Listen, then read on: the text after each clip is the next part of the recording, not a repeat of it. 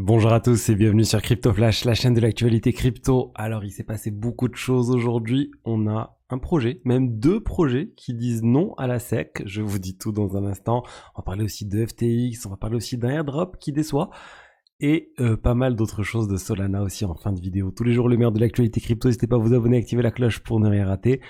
Au niveau du cours des crypto-monnaies, on peut voir une baisse globale du marché de 1,8% aujourd'hui. BTC 62 000 dollars, Ethereum 2440 dollars moins 0,3%, BNB en légère hausse aujourd'hui 1,8%. Les gens sont en train de, je pense, d'acheter justement le BNB en prévision de l'airdrop dont je vais vous parler dans un instant. Et voilà, on peut voir que le marché globalement, il est bien en baisse. Alors, la bonne nouvelle, c'est que le plan pour rembourser les utilisateurs de FTX a été approuvé. Donc, on va dire, il y a énormément d'argent qui va atterrir chez des personnes qui avaient de l'argent bloqué chez FTX pendant très longtemps. Donc là, pour moi, c'est l'aspect FTX, on va dire mondial. FTX Europe, c'est traité à part. Si vous êtes concerné, vous avez dû recevoir un certain nombre de mails sur le sujet. Mais bon, ça devrait être quand même quelque chose d'assez similaire. Ce qui sera remboursé, c'est la valeur en dollars des cryptos lors de la faillite de FTX. Malheureusement, les cryptos ont énormément augmenté depuis.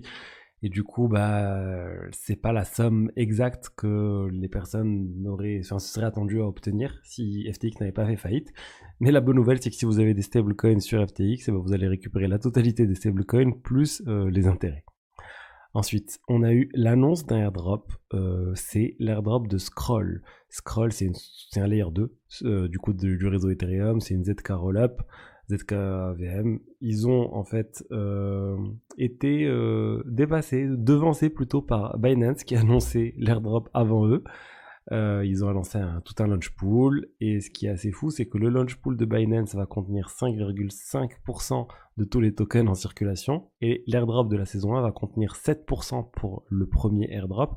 Dans les 12 à 18 prochains mois, il y aura un deuxième airdrop ou plusieurs airdrops pour 8% encore. Scroll, c'est d'un point de vue technique, c'est très très bien. Après, voilà, c'est difficile pour Scroll de se différencier par rapport à plein d'autres Layer 2 qui existent déjà. Ils lancent leur token. Le token va s'appeler SCR. Il devrait pouvoir être tradé le 22 octobre. Et voilà. Et du coup, pour le farmer, ça se fait avec le launch pool comme d'habitude. Vous pouvez déposer des BNB ou des tokens FDUSD. Et les gens sont un peu déçus. Parce qu'en fait, ça fait plus d'un an, on va dire, qu'il y a certaines personnes qui farment Scroll, en faisant un certain nombre de transactions, en faisant les marques, en faisant les badges, en faisant plein de choses. Les frais étaient très élevés aussi, donc des personnes ont dépensé beaucoup d'argent sur Scroll. Et tout ça pour 7% de la supply. Alors qu'en quelques jours de farming sur Binance avec du BNB ou du FDUSD, il y aura 5,5% qui seront distribués. Voilà, ça fait un peu mal. Après, c'est un peu la taxe à payer, je pense, à Binance pour pouvoir être listé sur la plateforme jour 1, on va dire. Et ce qui est bien aussi, c'est j'espère en tout cas que les tokens vont être distribués grâce à ce farming, de ce launch pool. Je sais que j'ai échangé avec pas mal d'entre vous et il y a beaucoup de personnes qui gardent en fait les tokens qu'ils obtiennent lors de ces opérations. Personnellement, moi, je vends à chaque fois, je vous l'ai déjà dit, la majorité des tokens. Alors, premier projet, très étrange ce qui vient de se passer avec ce projet. Je voulais vous parler de Mango Market, le projet qui avait été piraté par Avi, Abraham. Ils avaient annoncé un accord à l'amiable avec la SEC aussi. Et là, en fait, c'est quelque chose d'assez hallucinant, c'est que la proposition pour faire l'accord avec la SEC et pour payer l'amende qui était contenue dans l'accord avec la SEC de plus de 600 ou 700 000 dollars, et bien finalement, la proposition a été rejetée par la DAO. C'est assez fou, c'était censé passer, tout le monde s'était mis d'accord, en tout cas ils avaient vu ça un peu en avance de phase pour essayer de cadrer les choses et que Mango Market n'ait plus de problème avec la SEC en trouvant cet accord, en disant qu'ils allaient retirer les tokens d'un certain nombre d'exchanges américains, qu'ils allaient détruire aussi les tokens en possession du DAO, etc. Au final, au dernier moment, il y a une baleine ou quelqu'un qui avait pas mal de votes qui a retiré ses votes. Et du coup, la proposition est annulée. Donc vraiment, c'est le flou total pour ce token maintenant. Comment ça va se passer? En tout cas, voilà, l'organisme décentralisé, les personnes qui ont le token ont décidé de ne pas accepter ce qui avait été négocié entre les équipes de Mango Market et la SEC. Ça va être très très compliqué pour eux maintenant Honnêtement, je pense que le plus probable, c'est qu'ils refassent un vote et qu'ils remobilisent plus de personnes et que là, le vote passe.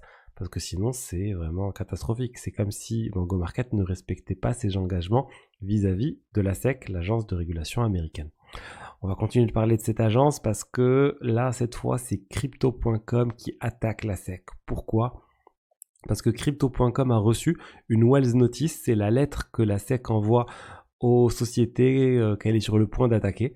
Il leur envoie une lettre pour leur dire voilà, attention, on va bientôt lancer une action contre vous. Et Crypto.com a dit stop, non, c'est nous qui allons vous attaquer. C'est un peu ce que la SEC, ce qui s'était passé avec Consensus et la SEC. Là, voilà, ils disent non, c'est bon, on vous attaque, on n'est pas d'accord, vous êtes en train de faire un abus de pouvoir encore, vous abusez de votre position pour faire peur aux sociétés, et c'est pas du tout de votre ressort de réguler les cryptos tout simplement. Et surtout, la SEC affirme qu'il y a un certain nombre de cryptos qui sont considérés comme des securities et que la Crypto.com n'a pas le droit de vendre ces tokens sur le marché secondaire. Et les tokens en question, c'est Solana, ADA, BNB, Filecoin, Flow, ICP, Atom, Algorand, NIR et Dash. Donc on voit bien qu'il n'y a pas eu Solana et Ether parce qu'il n'y a plus, plutôt Bitcoin et Ether parce qu'il n'y a plus de débat à ce niveau-là. Ils n'ont pas mis XRP, je pense, parce qu'il y a eu une décision de justice comme quoi la vente sur le marché secondaire de XRP, c'était pas des securities. Et voilà, on voit, ça se disent, c'est pas grave, il y en a 3 sur lesquels on peut pas les attaquer, on va les attaquer sur les autres. Mais honnêtement, pour moi, ça va pas passer devant le juge. Il n'y a pas de raison que, voilà, pour XRP, ça soit pas passé et pour que celle-là, ça passe. Si XRP, c'est pas considéré comme securities, alors Solana, pour moi, pareil, ADA, pareil, BNB, pareil, il n'y a vraiment pas de raison de faire une distinction entre les cryptos à ce stade-là. Donc voilà, encore une société qui se bat, qui combat la SEC, qui va aller au procès pour se défendre, et ils ont bien raison. Il faut que la SEC arrête avec ses abus de pouvoir pour essayer de faire peur aux plateformes pour qu'elles fassent justement des accords à l'amiable et ensuite utiliser ces accords à l'amiable pour faire peur à d'autres projets. Ensuite, on va parler de AV, le protocole phare de lending borrowing qui a lancé son stablecoin là depuis un certain temps sur le réseau Ethereum et sur le réseau Arbitrum.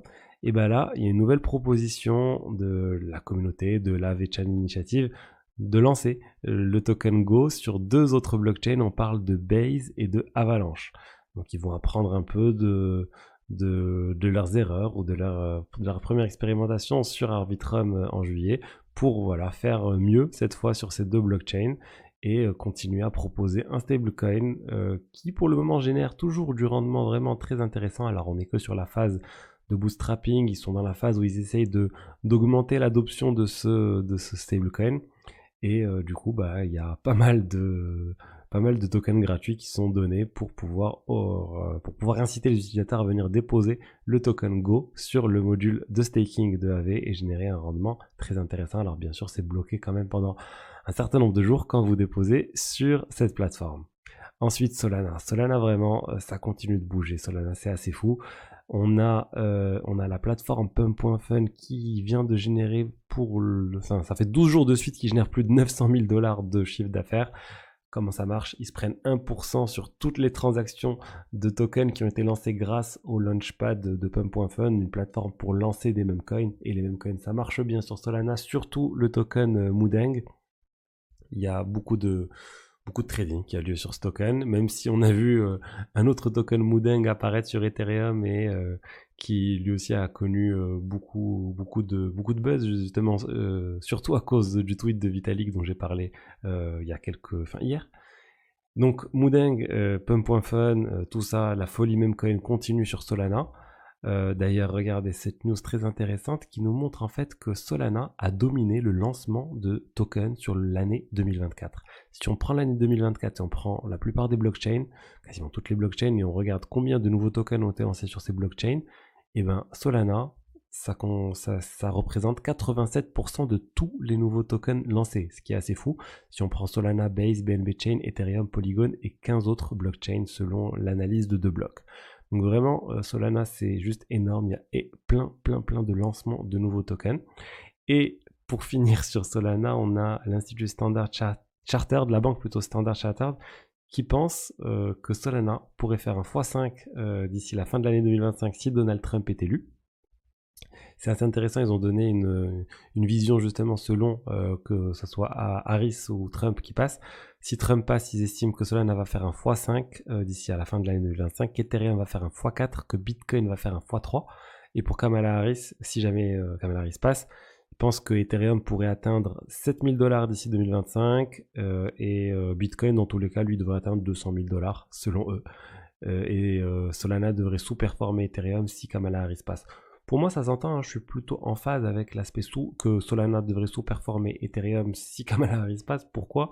Parce qu'on ne devrait pas avoir un changement majeur de politique, en tout cas de la SEC, et du coup, il y a très peu de chances qu'on ait un ETF Solana si Kamala Harris passe, alors que si Donald Trump passe, il y a de grandes chances qu'on ait un ETF Solana, et c'est ce qui devrait aider Solana à surperformer les autres cryptos.